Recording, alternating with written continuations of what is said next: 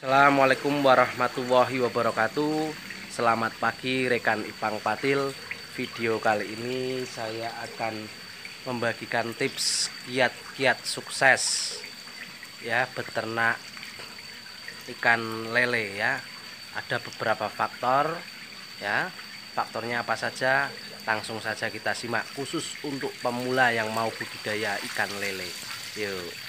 Oke teman-teman, untuk budidaya ikan lele khusus untuk pemula ya teman-teman yang mau mencoba budidaya ikan lele, ada beberapa faktor. Salah satu diantaranya yang pertama yaitu lahan teman-teman ya. Jadi kalau bisa, kalau kita mau budidaya ikan lele kita harus punya lahan dulu, paling tidak punya kita sendiri teman-teman. Kenapa? Kalau kita baru belajar langsung kita menyewa lahan, nanti ketika ada sesuatunya kita yang repot ya, terlalu banyak modal. Nah, ketika kita sudah punya lahan, kita buat kolamnya dulu teman-teman.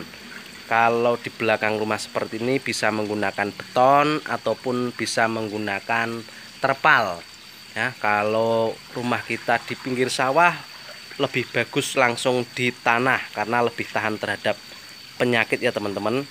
Nah, untuk ukurannya idealnya itu 2 meter kali 3 meter itu sudah cukup teman-teman.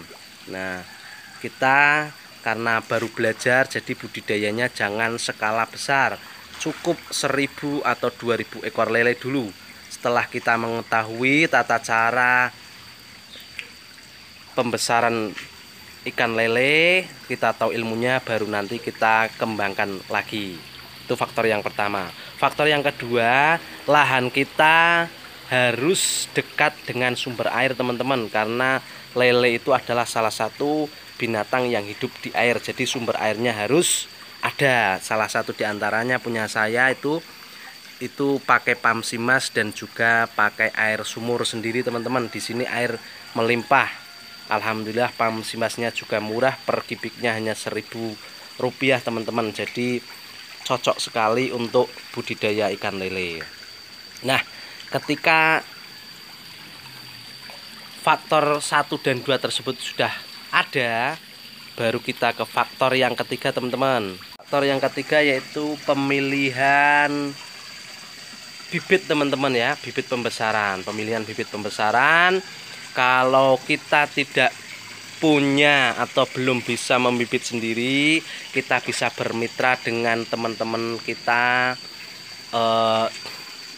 yang menjual bibit ya. Nah, kalau bisa untuk bibit ini faktor yang paling penting.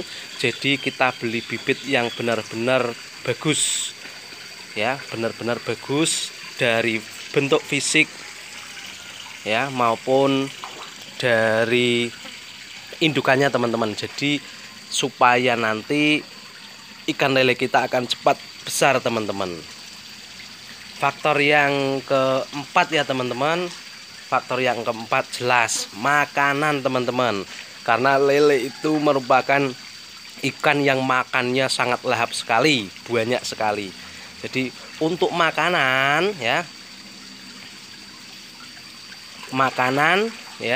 makanannya kalau kita beli pabrikan, kita harus beli makanan yang mengandung minimal 30% protein teman-teman. Kalau kurang dari itu nanti lele kita akan tumbuhnya kurang cepat. Nah, selain kita menggunakan makanan pabrikan, kita juga bisa menggunakan limbah-limbah yang ada di sekitar kita teman-teman. Pakai pakan alternatif, bisa berupa sosis, bisa berupa ayam dan lain sebagainya teman-teman. Nah, faktor yang terakhir muaranya jelas. Ketika kita mau budidaya pastinya kita ingin mendapatkan keuntungan teman-teman, yaitu pasar teman-teman ya.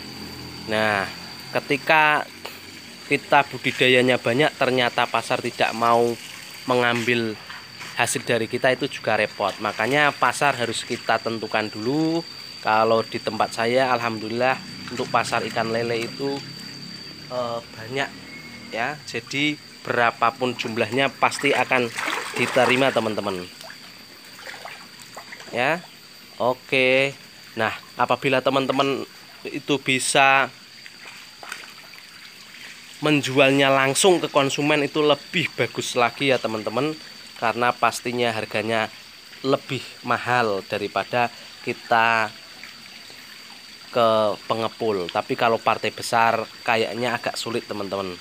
Oke, sekian dulu teman-teman informasi dari saya, semoga bermanfaat. Ini saya mau mensortir lele konsumsi teman-teman ya, biar besok ketika diambil langsung ready. Yuk.